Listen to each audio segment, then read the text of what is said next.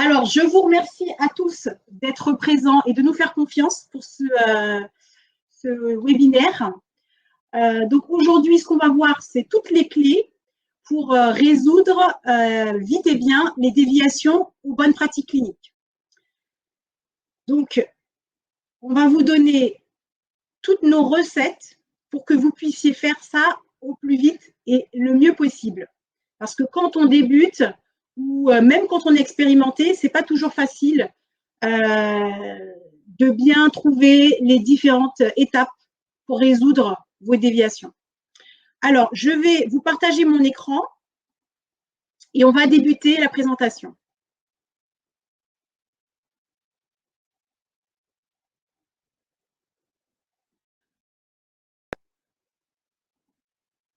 Donc, d'abord, on va commencer par vous expliquer qui nous sommes. Moi, je suis Vanessa Montanari, je suis la dirigeante de la société Pharma Spécifique. Pharma Spécifique, c'est une société que j'ai créée il y a 10 ans. C'est une CRO qui est certifiée ISO 9001. Donc, c'est une CRO qui a différents types de prestations de services, notamment du monitoring, de la gestion de projet, de la soumission réglementaire, et on réalise également le service de remboursement de frais patients. C'est quand les patients participent aux études cliniques, ils vont engager des frais. Les laboratoires pharmaceutiques n'ont pas le droit d'avoir leurs coordonnées personnelles. Donc, nous sommes l'intermédiaire entre le laboratoire et le patient et c'est nous qui remboursons les patients. Donc, on réalise ce type de prestations uniquement lorsque nous ne sommes pas sur le monitoring, c'est-à-dire qu'on ne mélange pas les deux. Ensuite, nous, on travaille également avec des partenaires pour tout ce qui est biostatistique, data management et pharmacovigilance. Alors, voilà. Donc, si jamais vous connaissez quelqu'un qui aura besoin de ce type de prestations, pensez à nous. Alors, maintenant, je pense que vous nous connaissez également d'une autre manière, peut-être via le blog de la recherche clinique, donc, qui est un journal d'information web sur lequel on parle de plusieurs thèmes sur la recherche clinique. Aujourd'hui, nous sommes 6000 abonnés à ce journal. Enfin, vous êtes 6000 abonnés à ce journal.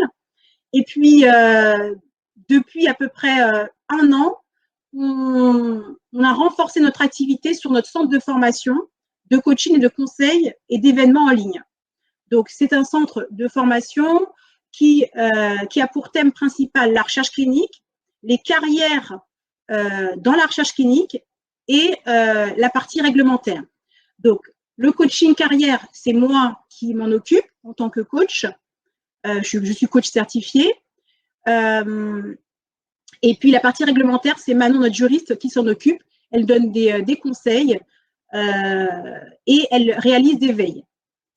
Donc, par rapport aux conférencières, donc les 2 conférencières de ce soir, c'est Sophie et moi. Donc, Sophie, donc je vous présente Sophie Hammer-Fares, qui est la responsable de la recherche clinique au sein de Pharma Spécifique. Sophie a 8 ans d'expérience en recherche clinique. Elle est manager, coach aussi également au sein de l'entreprise et elle est formatrice. Sophie a une expérience d'ARC, de tech et de chef de projet. Donc maintenant, je vais laisser Sophie vous présenter. Vas-y, Sophie.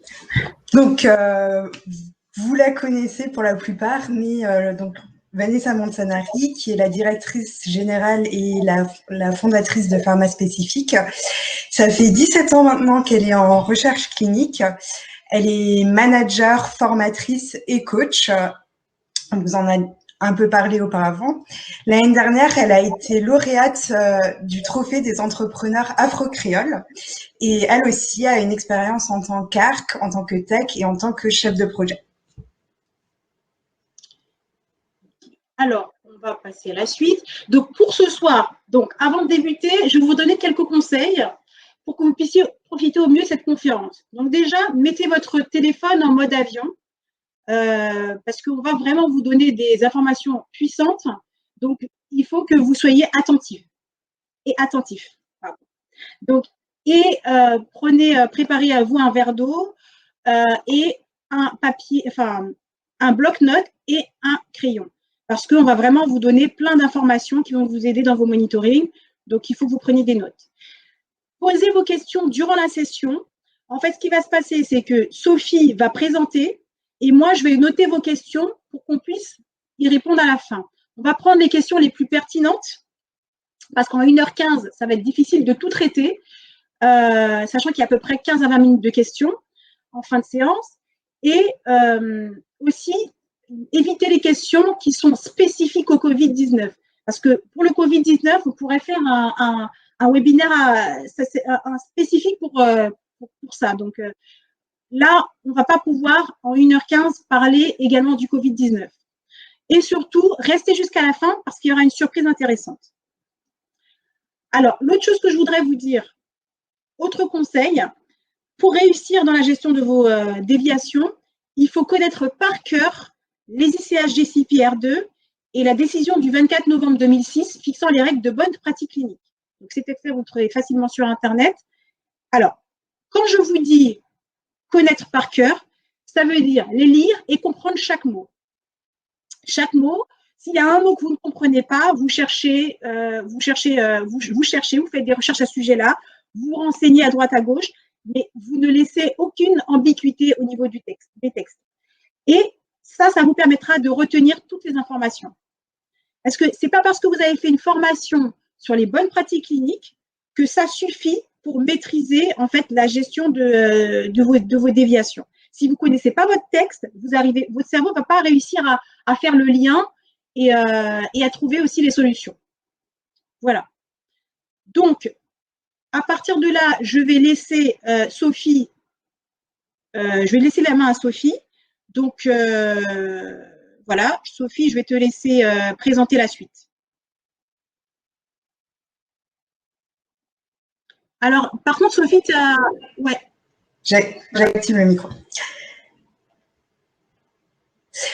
Ok, donc bonsoir à tous. Donc, on va commencer sans plus attendre. Vous demandez peut-être qu'est-ce qu'une CAPA exactement. Donc, c'est un terme qui vient de l'anglais, comme souvent dans la recherche clinique. Cela signifie Corrective and Preventive Action, action corrective et préventive. Donc, concrètement, il y a eu une déviation au protocole, aux bonnes pratiques cliniques ou aux procédures opératoires standardisées, donc ce qu'on appelle POS en français ou SOP en anglais, ou bien une déviation à la réglementation en vigueur. Et il va falloir faire quelque chose afin de résoudre le problème et faire en sorte que cela ne se reproduise plus à l'avenir. Donc, c'est là qu'on va mettre en place une action corrective et préventive. Donc, il y a une petite nuance entre les deux types d'actions.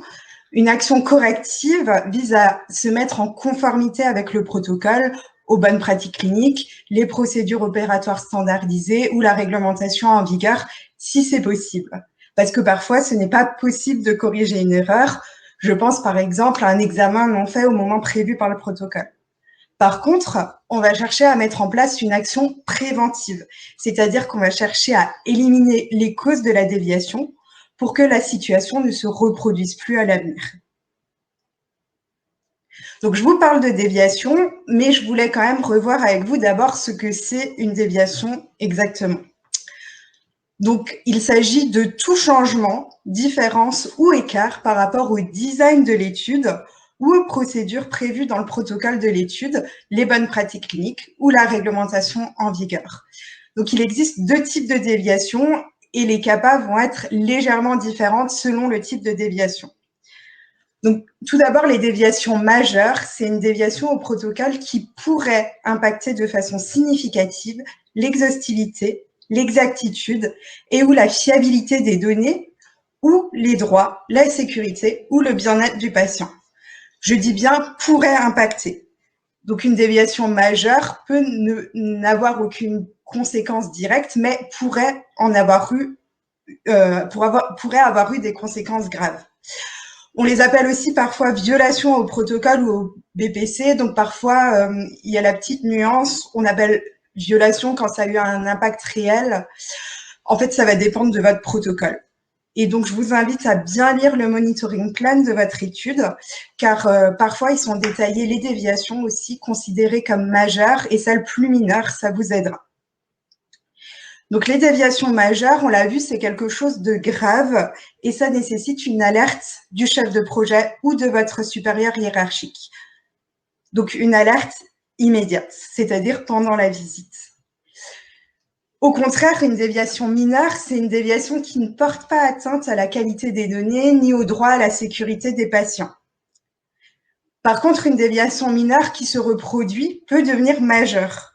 Par exemple, une visite protocolaire a été réalisée 2 jours après la fenêtre des visites prévues dans le protocole. Ça arrive, c'est une déviation mineure. Cependant, si le centre le fait systématiquement, on peut réfléchir à le requalifier en majeur pour prendre des actions plus importantes. Un autre exemple de déviation majeure, c'est si le formulaire de consentement éclairé n'a pas été signé avant le début de participation du patient à l'étude. C'est évidemment grave car cela affecte les droits du patient, cela peut affecter également sa sécurité. Donc maintenant qu'on a bien en tête ce que c'est une déviation, je vais vous donner 4 points qui vont vous aider dans toutes les situations. Premièrement, on va évaluer ce qu'il s'est passé. Cette partie nécessite une bonne connaissance des bonnes pratiques cliniques et de la réglementation, comme l'a indiqué Vanessa auparavant. Mais il faut aussi bien connaître son protocole et les procédures de l'étude et ne pas hésiter à y revenir en cas de doute. Donc, premièrement, on identifie ce qui n'a pas été respecté. Ensuite, on va déterminer la criticité. Est-ce que c'est une déviation mineure ou majeure? Si c'est une déviation majeure, il va falloir alerter. Mais on va y revenir un peu plus tard. Ensuite, on va analyser la situation. Ça signifie concrètement demander pourquoi, jusqu'à remonter jusqu'à la cause profonde du problème. En fait, il faut comprendre les pratiques du centre pour pouvoir mettre le doigt sur ce qui a causé le dysfonctionnement. Quand on a bien fait toutes ces étapes, on va pouvoir mettre en place des actions correctives et préventives appropriées. Donc, qu'est-ce qu'une bonne action corrective et préventive, me demanderez-vous? Donc, une bonne CAPA, ça implique 5 actions. Donc, corriger, modifier les pratiques, former, expliquer, documenter et alerter. Donc, on va commencer par corriger. Comme je vous le disais, on va chercher à se mettre en conformité avec la référence, si c'est possible. Ensuite, on va chercher à modifier les pratiques si c'est nécessaire. Pour cela, il faut discuter avec le centre pour comprendre comment il fonctionne, parler de son fonctionnement et pour ensuite lui proposer des améliorations. Cela signifie qu'il va falloir vérifier les outils internes utilisés par les centres, s'assurer qu'ils sont bien en accord avec le protocole, s'assurer que les documents utilisés sont à jour, si jamais il y a eu un amendement par exemple, etc. Ensuite, une déviation passe souvent par une méconnaissance du protocole ou des bonnes pratiques cliniques. Il va donc falloir former à nouveau le personnel de l'étude. En général, on va le faire avec l'investigateur et son technicien d'études cliniques. Et l'investigateur et le technicien d'études cliniques vont former le reste de l'équipe à nouveau. Ces formations vont devoir être documentées sur un formulaire de formation ou ce qu'on appelle aussi training log. On passe donc à la 4e étape qui est la documentation et les explications. On dit souvent en recherche clinique que ce qui n'est pas documenté n'est pas arrivé. C'est donc très important de documenter les explications concernant la déviation. Alors, certains protocoles prévoient un formulaire de déviation qui va être signé par le médecin. Alors ça, c'est super, ça va vous faciliter la tâche. Vous le préparez et le médecin va le revoir et le signer. Sinon, il va falloir demander au médecin de documenter ce qui s'est passé dans le dossier du patient, ce que les médecins n'aiment pas trop quand ça concerne la recherche clinique uniquement. Ou alors, on peut aussi faire une note au dossier qu'on appelle « note to file ». Pardon, je suis passée un peu vite. Et enfin, donc du coup, vous, en tant qu'attaché de recherche clinique, vous allez documenter ce qui s'est passé dans votre rapport de monitoring et dans la lettre de suivi au centre. Ensuite, je passe à la dernière étape, alerter. Donc, ce n'est pas forcément la dernière étape dans l'ordre chronologique, mais c'est très important si la déviation est grave, si vous voyez qu'il y a un gros écart, il faut alerter immédiatement le chef de projet ou votre supérieur hiérarchique par téléphone et complété par un courriel. Donc, quand je dis immédiatement, c'est-à-dire le faire durant la visite de monitoring, ne pas attendre de revenir au bureau. Donc ensuite, on vous a préparé des petits exemples qui viennent de nos expériences ou de l'expérience des membres de notre équipe.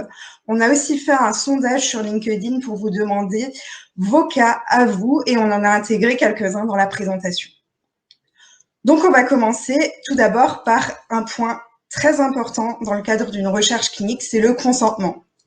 Donc, par exemple, imaginons, durant une visite de monitoring, l'attaché de recherche clinique s'aperçoit que les formulaires de consentement éclairé ne sont pas retrouvés. Que faire? Donc, on